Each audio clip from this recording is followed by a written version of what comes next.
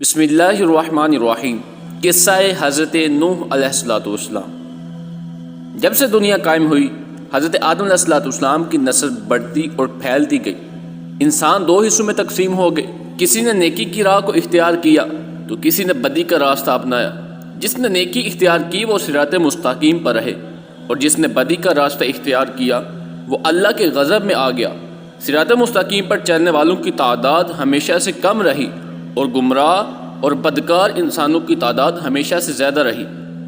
ناظرین، ویڈیو میں آگے بڑھنے سے پہلے گزارش ہے کہ جو دوست چینل پہ نئے ہیں وہ چینل کو سبسکرائب کر لیں اور ساتھ لگا ہوا بیل آئیکن پریس کر لیں تاکہ ہر آنے والی نئی اور دلچسپ ویڈیو آپ تک پہنچ سکے۔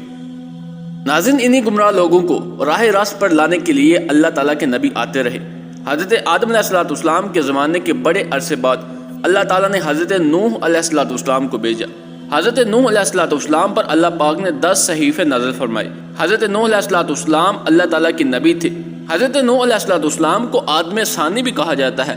حضرت نوح علیہ السلام کے زمانے میں بھی گمراہی پھیلی ہوئی تھی، چند لوگ ہی نیکی کرتے، اکثریت لوگوں کی گمراہ تھی۔ آپ نے اپنی قوم کو راہ راست پر لانے کے لیے تبلیغ کرنا شروع کی۔ وہ لوگ ہر قسم کی برائیوں میں مبتلا تھے، مثلا چوری کرنا، بے ایمانی، امانت میں خیانت کرنا، جھوٹ بولنا، برے کام کرنا، ماں باپ کی خدمت نہ کرنا، کمزوروں کو حقیر سمجھنا، غریبوں کو دھتکارنا، جھگڑا کرنا، قتل کرنا، دوسروں کا مال چھیننا، یہ ان لوگوں کے لیے عام سی بات تھی۔ امراء اور سرداروں کا طبقہ غریبوں کو پریشان کرتا تھا۔ اس کے علاوہ وہ لوگ بتوں کی پوجا کرتے تھے۔ بتوں کو ان لوگوں نے درجہ خدا دے رکھا تھا، اور ان کا خیال یہ تھا کہ اگر بت کی پوجا نہ کی جائے تو یہ بت ہم سے ناراض ہو جاتے ہیں۔ ان کے نزدیک جو بتوں کی پوجا نہیں کرتا تھا وہ جاہل اور احمق کہلاتا تھا۔ انہوں نے اپنی بستی میں 4 بڑے بڑے بت بنا رکھے تھے۔ حضرت نوح علیہ السلام اپنی قوم کو دعوت حق دیتے، اچھے کام کرنے کا حکم دیتے، برے کاموں سے روکتے اور کہتے کہ بتوں کی پوجا نہ کرو، صرف اللہ تعالیٰ کی عبادت کرو جو سارے جہانوں کا پروردگار ہے۔ واضح و نصیحت کی غرض سے ایک روز حضرت نوح علیہ السلام نے ضیافت کا اہتمام کیا۔ ضیافت میں ہر حیثیت اور ہر طبقے کے لوگ شریک تھے۔ آنے والے مہمانوں میں غریب بھی تھے، امیر بھی تھے، اور ساتھ ہی ساتھ ان میں سردار بھی تھے۔ ناظرین، ان لوگوں میں یہ بات عام تھی کہ صاحب حیثیت اور سردار لوگ غریبوں میں اٹھنا بیٹھنا پسند نہیں کرتے تھے، غریبوں کو حقارت کی نظر سے دیکھتے تھے، نفرت کرتے تھے۔ لیکن حضرت نوح علیہ السلام نے سب کو یکجا کر دیا۔ لوگوں نے جب حضرت نوح علیہ السلام سے ضیافت کے اہتمام کا سبب پوچھا تو حضرت نوح علیہ السلام نے فرمایا، بھائیو، ہماری قوم کے لوگوں میں بگاڑ پیدا ہو گیا ہے۔ سب سے بڑی خرابی یہ ہے کہ طاقتور طبقہ کمزور پر حاوی ہوتا جا رہا ہے۔ جو کمزور ہیں وہ بھی ہمارے ہی بھائی ہیں۔ تم غریبوں کے ساتھ اٹھنا بیٹھنا پسند نہیں کرتے، تم ان سے نفرت کرتے ہو۔ تو ان لوگوں میں سے اگر کوئی بھوکا ہوتا ہے تم اسے کھانا بھی نہیں دیتے، اگر کوئی پیاسا ہوتا ہے اس کو تم پانی بھی نہیں دیتے، اور اگر ان لوگوں میں سے کوئی بیمار ہو جائے تو تم ان کی عیادت کے لیے بھی نہیں جاتے، تو تم اپنے ماں باپ کی خدمت بھی نہیں کرتے، دوسروں کا مال ناجائز طور پر کھاتے ہو، دوسروں کی ملکیت پر قبضہ کرتے ہو۔ یہ تمام شیطانی کام ہیں۔ اس کے علاوہ تم اپنے ہاتھوں سے بنائے ہوئے بتوں کی پوجا کرتے ہو۔ یہ بت تو تمہاری طرح مخلوق ہے، اور یہ بت تم لوگوں سے بھی کم تر ہیں۔ یہ کہاں کی عقل مندی ہے؟ میں تمہیں ایک بڑے عذاب کی خبر دینے آیا ہوں۔ مہمانوں میں سے ایک شخص نے کہا، عجیب شخص ہے، ہمیں کہنے چلا کہ ہم اپنے معبودوں کی عبادت کرنا چھوڑ دیں۔ تو حضرت نوح علیہ السلام نے فرمایا کہ میں یہ نہیں کہتا کہ عبادت کو چھوڑ دو، عبادت کرو صرف اس ہستی کی جس نے ساری دنیا کو پیدا کیا، جو زندہ بھی کرتا ہے اور جو مردہ بھی کرتا ہے۔ تو مہمانوں میں سے ایک شخص اور اٹھا، اس نے کہا کہ نوح اس طرح کی باتیں کرتے رہتے ہیں، ہم اپنے معبودوں کے خلاف باتیں سننے کے لیے نہیں آئے، ہم تو وہ کام کرتے ہیں جو ہمارے باپ دادا کرتے آئے تھے۔ تو پھر حضرت نوح علیہ السلام نے فرمایا کہ ان قریب اللہ کا بڑا عذاب تم کو آ لے گا۔ ایک مرتبہ حضرت نوح علیہ السلام ایک راستے سے گزر رہے تھے کہ ایک بوڑھا نظر آیا، وہ بہت لاغر تھا۔ تو حضرت نوح علیہ السلام نے دریافت کیا کہ اے بوڑھے، تم اس حال میں راستے پر کیوں پڑے ہوئے ہو؟ کیا تمہارا کوئی گھر نہیں ہے؟ تو اس بوڑھے نے جواب دیا کہ میرے 7 بیٹے ہیں، انہوں نے بڑھاپے کے سبب مجھے گھر سے نکال دیا ہے، میرے پاس کھانے کے لیے کچھ بھی نہیں ہے۔ تو حضرت نوح علیہ السلام اسے اپنے گھر لے گئے اور کہا کہ تم اس گھر میں رہو، میں تمہیں کھانا دے دیا کروں گا۔ تو حضرت نوح علیہ السلام نے دعا کی تو ایک اجنبی شخص گھر میں داخل ہوا۔ اس کے ہاتھ میں ایک دسترخوان تھا اس میں ہر قسم کے کھانے تھے۔ اس نے حضرت نوح علیہ السلام سے کہا کہ یہ کھانا میں آپ کے مہمانوں کے لیے لایا ہوں، اسے کھلا دیجئے۔ تو اس دسترخوان لانے والے نے کہا کہ اللہ کبھی بھی کسی کو بھوکا نہیں سلاتا۔ وہ بوڑھا حضرت نوح علیہ السلام سے متاثر ہوا اور حضرت نوح علیہ السلام پر ایمان لے آیا۔ اسی طرح ایک روز حضرت نوح علیہ السلام ہدایت کی غرض سے جب گھر سے نکلے اور ایک بلند مقام پر کھڑے ہو گئے اور بولے، لوگوں میں تمہیں نیکی کی طرف بلا رہا ہوں، اللہ نے مجھے نبی بنا کر بھیجا ہے تاکہ میں تم لوگوں کو ہدایت کروں، میرا کہا مان لو، فائدے میں رہو گے، تم لوگ ماں باپ کی خدمت کیا کرو، تم غریبوں کو کھانا کھلایا کرو، انہیں تکلیف مت دیا کرو، ضرورت مندوں کی ضرورتیں پوری کیا کرو، یتیموں، بیواؤں اور محتاجوں کی مدد کیا کرو، بیماروں کی عیادت کیا کرو، اور ہر کمزور طاقتور کا محتاج ہوتا ہے، بات بات پر لوگوں کی جان نہ لیا کرو، یہ کام خدا کو پسند نہیں ہے۔ اگر تم سب اللہ کا احکام پر عمل کرو گے تو وہ تمہارے لیے کثرت سے بارش برسائے گا، مال اولاد میں ترقی دے گا، اور وہ تمہارے لیے نہریں بھی بہائے گا۔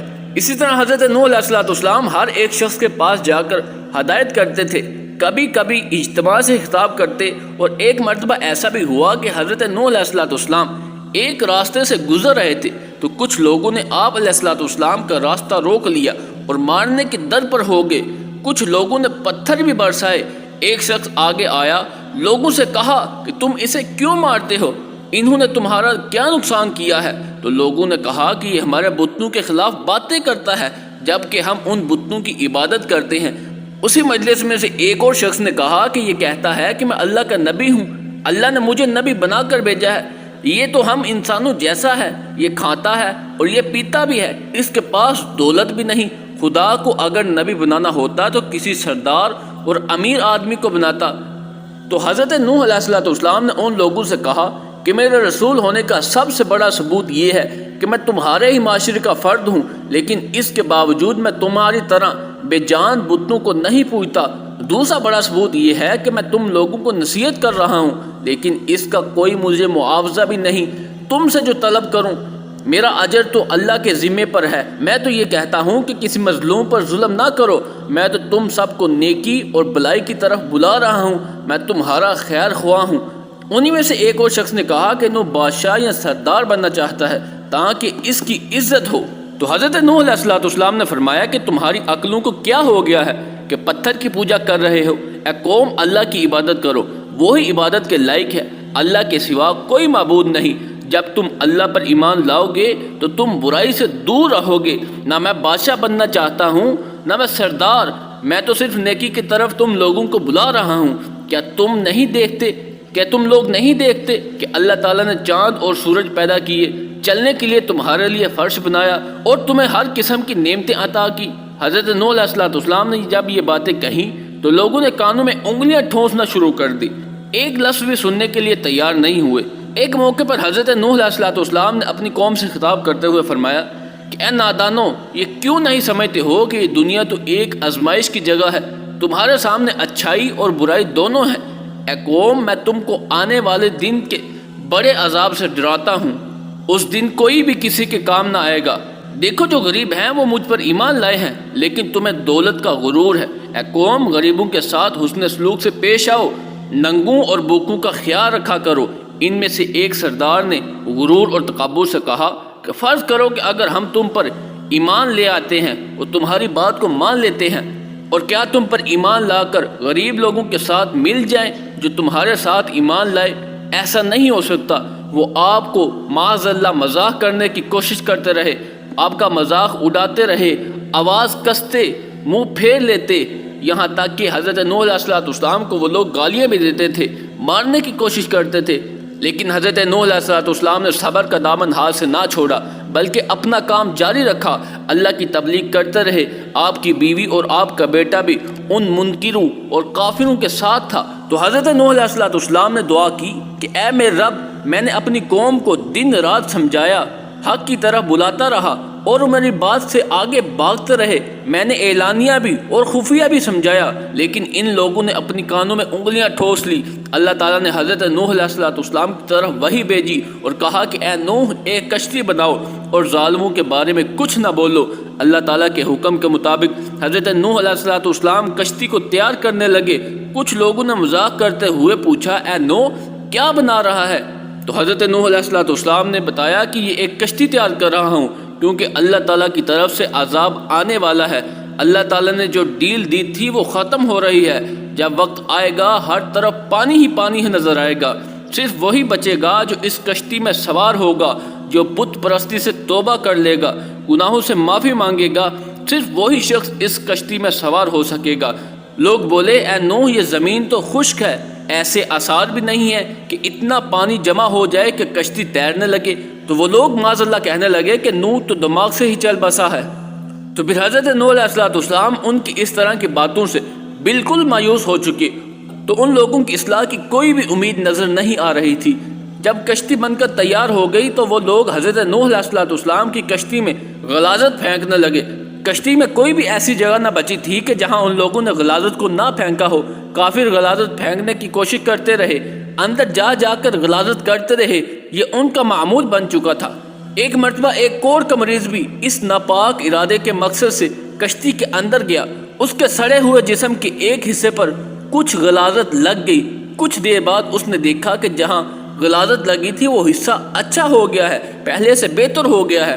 اب اسے حیرت ہوئی کہ یہ کیا ماجرا ہے، آخر غلاظت سے کس طرح شفا مل سکتی ہے۔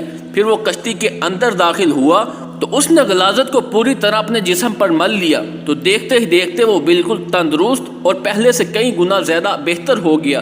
یہ بات کوڑ کے مریضوں کے اندر پھیل گئی تو سب نے کشتی کے اندر داخل ہو کر غلاظت کو ملنا شروع کر دیا۔ اس طرح حضرت نوح علیہ السلام کی کشتی پاک اور صاف ہو گئی۔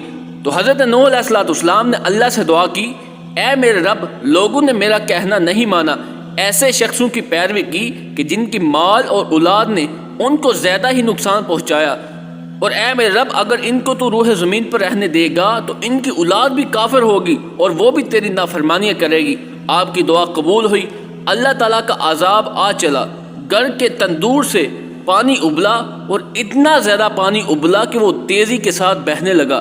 جس جگہ سے پانی ابل رہا تھا وہ جگہ ایک روایت کے مطابق کوفہ کی ایک مسجد تھی جس کا نام مسجد انبیاء ہے۔ دوسری طرف آسمان پر خوفناک اور سیاہ بادل چھانے لگے تو حضرت نوح علیہ السلام نے دیکھا کہ زمین سے چشمے پھوٹ رہے ہیں۔ حضرت نوح علیہ السلام نے کہا کہ یہ عذاب کی علامت ہے۔ کافر کہنے لگے کہ طوفان تو آتے ہی رہتے ہیں، بارشیں ہوتی ہی رہتی ہیں، یہ تو کوئی نئی بات نہیں ہے، کچھ دیر بعد موسم بدل جائے گا۔ دیکھتے ہی دیکھتے ہوا کا تیز جھونکا آیا جس سے ہر چیز ہل گئی، پھر پانی برسنا شروع ہوا۔ بارش اتنی تیز ہوئی کہ آسمان نے اپنے دروازے کھول دیے۔ حضرت نوح علیہ السلام نے ایمان والوں سے کہا کہ کشتی میں سوار ہو جاؤ، تو اللہ تعالیٰ نے حضرت نوح علیہ السلام کو فرمایا کہ ہر قسم کے جانوروں کے جوڑے بھی اس کشتی میں سوار کر لو۔ کشتی میں ایک علیحدہ جگہ میں سب قسم کے جانوروں کو بند کر دیا، پھر زمین کے ہر حصے میں پانی بہنے لگا۔ اب حضرت نوح علیہ السلام کا جہاز تیرنے لگا، پانی اونچا ہو رہا تھا۔ حضرت نوح علیہ السلام کی نظر جب اپنے بیٹے پر پڑی تو آواز لگانے لگے، اب کافروں کا ساتھ چھوڑ دو۔ تو بیٹے نے حضرت نوح علیہ السلام کو جواب دیا کہ میں پہاڑی کی اونچی چوٹی پر چڑھ جاؤں گا، پانی وہاں تک نہیں پہنچے گا۔ تب حضرت نوح علیہ السلام نے اللہ سے اپنے بیٹے کے بارے میں سفارش کی کہ میرے بیٹا ڈوب رہا ہے، یہ تو میرے ہی خاندان سے ہے، تیرا وعدہ سچ ہے۔ اللہ تعالیٰ نے فرمایا کہ وہ تیرے خاندان والوں میں سے نہیں ہے، تیرے گھر والے تو وہ ہیں جو تجھ پر ایمان لائے اور مجھ کو مانتے ہیں۔ روایت کے مطابق بارش مسلسل 40 دن تک ہوتی رہی، جو کچھ زمین پر تھا سب ڈوب گیا، کافروں کا کام تمام ہو چکا تھا۔ جو لوگ حضرت نوح علیہ السلام پر ایمان لائے تھے وہ کشتی میں سوار ہو کر بچ گئے، اور ایک روایت کے مطابق وہ کشتی کوہ جودی پر جا ٹھہری، اور کشتی میں حضرت نوح علیہ السلام پر ایمان لانے والے تمام لوگ سوار تھے۔ اسی دوران حضرت نوح علیہ السلام کو ایک فاتحہ نظر آئی، اس کی چونچ میں زیتون کے درخت کا پتا تھا، اور اس سے یہ بھی اشارہ ہو رہا تھا کہ پانی زمین کی طرف اتر رہا ہے، لہٰذا آپ دوبارہ اتریے اور اپنے لوگوں کو اپنے ساتھ لے کر تبلیغ کا کام شروع کیجیے، اللہ تعالیٰ کی وحدانیت اور اس کے دین کو پھیلائیے۔